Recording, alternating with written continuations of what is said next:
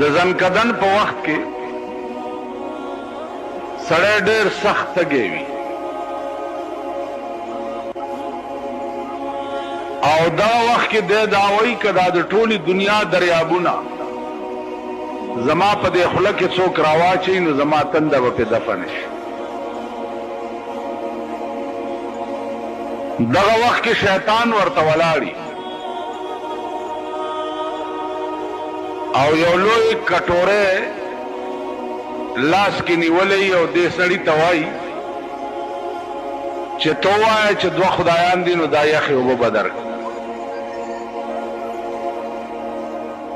نو دکه دنیا کې ژوند د ایمان په کمزورتیا کې تیر کړی وي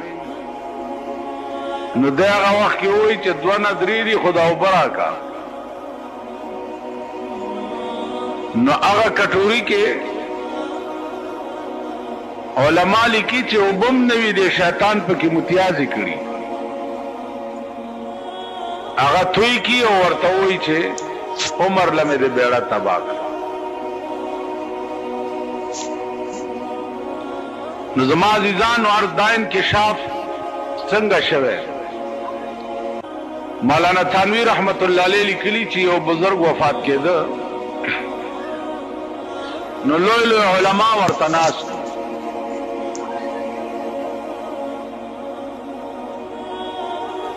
چې ناستو نو هغې شیطان ورته ولاړ دی او شیطان ورته وایي دې بزرگ ته چې یا مولانا قد نجوت، مولانا صاحب خلاص شوی رانا. اوس دا علما چې دی لګیا دي وی اشهد ان لا اله الا الله واشهد ان محمدا عبده ورسوله. او دا سړی چې کوم مړ کېږي دی وایي چې لا لا لا لا. دا علما ریان شو چې یا الله مونږه شهادت وایو او دی وایي چې لا لا. د دې خدا معنا چې زه د الله د توحید اقرار نه کوم دا خو غرق شو. په دې کې د خدای شان او د دې سړي تبه وشلېده او حالت یې لږ ښه شو. چې ښه شو دا علما ورته وایي چې مونږ خو دې غرق کړو، مونږ درته کلمه شهادت ویلو او تا ویلې چې لا لا.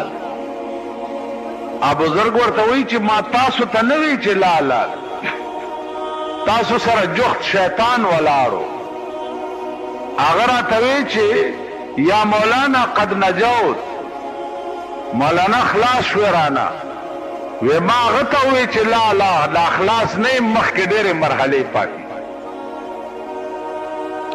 نو عزیزانو عرض مې دا و چې پته نه لګي د زندګۍ په انجام باندې چې زمونږ انجام به څه وي، مونږ سره به څه کېږي. آخر وخت کې به مونږ ته د ایمان دولت نصیب هم شي او که نه به شي. په دغه وخت کې که مونږ ته د ایمان دولت نصیب نه شو نو ابدالآباد دپاره هم بیړه تباه شوه، بیا به نه کېږي. که په دغه تمه یئ چې د مرګ نه وروسته دا ساعتونه ماتونه در پسې چا وکړه را وکړه جوړ، په دې به وبخلی شئ. دا باته م غوږ نه وباسئ، په دې نه کېږي چې د ځنکدن په وخت کې ایمان بیلې که دا ټوله دنیا در پسې څوک خیرات کي د یو کنجه کې عمره خیرات به نه در رسي. خیرات هغه سړي پسې فایده کوي چې کم د ایمان دولت وګټلو د ځنکدن په وخت او چا چې ایمان بیلو دو نو کافر د دنیا تیر شو، کافر پسې خیراتونه کول څه سود نه لري. نو عرض میں دا ہو چې توبه چې دا په دې کې تلوار پکار